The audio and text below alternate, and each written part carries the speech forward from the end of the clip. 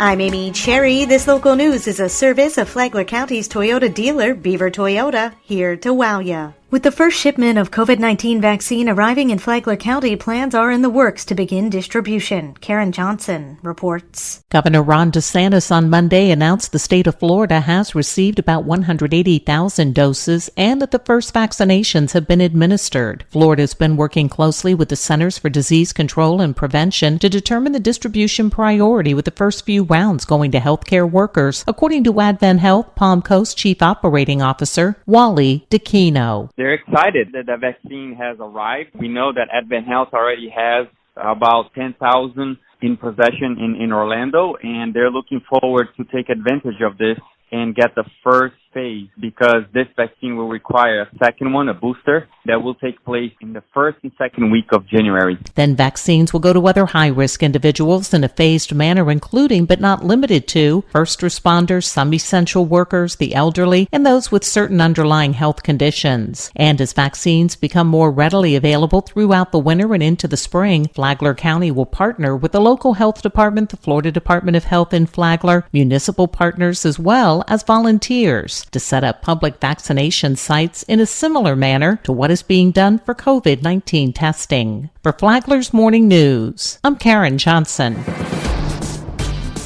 All those in favor, please say aye. Aye. Aye. Any opposed? Opposed. So passes 3-2. It wasn't unanimous, but Palm Coast City Council members did approve spending $2.5 million in one-time funding to help Jacksonville University start a new campus in town center. Vice Mayor Eddie Branquinho is thrilled by the idea. This is a lifetime opportunity for us here in Palm Coast. I doubt that we don't have 100, 200, 300 cities that wish to have this opportunity that you're actually giving us. So any penny invested on you, it's a good penny. New Councilman Victor Barbosa and Ed Danko both voted no on the project. You're more than invited to spend your own money and come here. Love to have you. But I am opposed to spending the taxpayers' money. Danko went on to say the timing just isn't right. This is taxpayers' money. And sooner or later, we're going to have to get it from our taxpayers. And that's going to mean tax increases for us sooner or later. So I just think this is a great idea, but it is the wrong time for our city to reach into our pocket. Provost Dr. Chris Sapienza called this the beginning of a beautiful partnership. We're in it for the long haul. We're here to stay. And I envision, as provost of the university,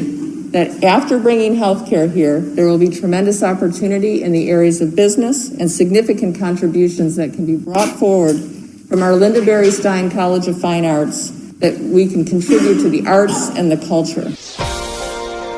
Another major project also coming to Palm Coast. Council members paved the way for a new hospital after unanimously approving the plans for the facility at US 1 and Palm Coast Parkway. One of the greatest days in the history of the city. Palm Coast senior planner Jose Papa described some changes to the development agreement. In addition to a medical campus, the only other permitted use on the site may be a governmental or public service facility, and the maximum height of 100 feet is limited only to hospital, medical, or educational facilities. And that finally, there's a condition that the developer and the city will coordinate on delineating the westward extension of Palm Coast Parkway. Jeff Douglas from Douglas Property and Development called this addition the true creation of a medical nexus, on top of the University of North Florida's MedNex facility that's coming to town center and Jacksonville University's planned new campus in the city. Now we can get the medical investment between the hospitals and the education, and that is the foundation. And that's what drives this community forward with higher paying jobs. And for the retiree, it takes the pressure off their taxes. This is a day where everybody wins.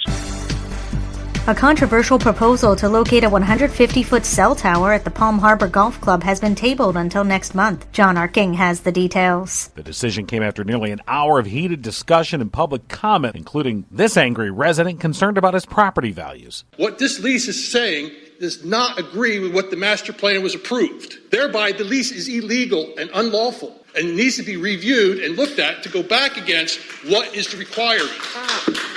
I wanted to have a quiet, nice, pleasurable retirement, live in the beautiful city of Palm Coast. And right now, I feel like I've been totally hoodwinked because the property value of my house is going to plummet when we put the cell tower in there. The tower's exact location became unclear. It was originally proposed to be located next to the Green Lion restaurant, but then apparently moved several hundred feet near the club's maintenance building. That prompted a threatened lawsuit and efforts by Mayor Melissa Holland to get answers from officials with Diamond Communications, the company in charge of Palm Coast cell tower network. In the end, Mayor Holland motioned to table the matter until January. I am actually going to hand the gavel over to the vice mayor and make a motion to table to a time certain this agenda item until we get clarification on what the original coordinates to what is now being discussed by the lease agreement to a time certain, the next business meeting, so this item can be discussed and approved, and it will not be on the consent agenda. That's my motion. I second it. Another issue mentioned by residents was the potential health concerns from cell towers. While there is no definitive scientific evidence that they are harmful, there has been an emerging consensus that more study is needed. From the WNZF Newsroom, I'm John Arkin.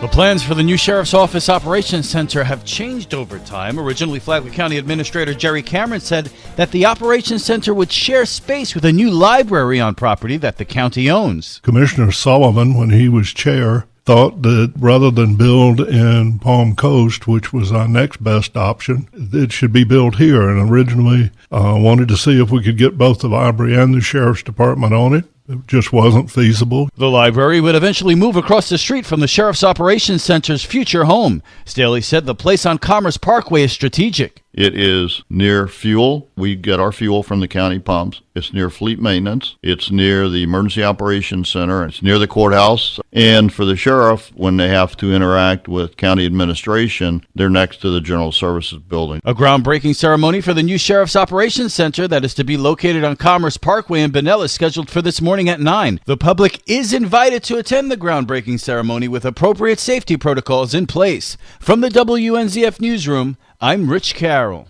And now you're up to date on Flagler's Morning News. I'm Amy Cherry.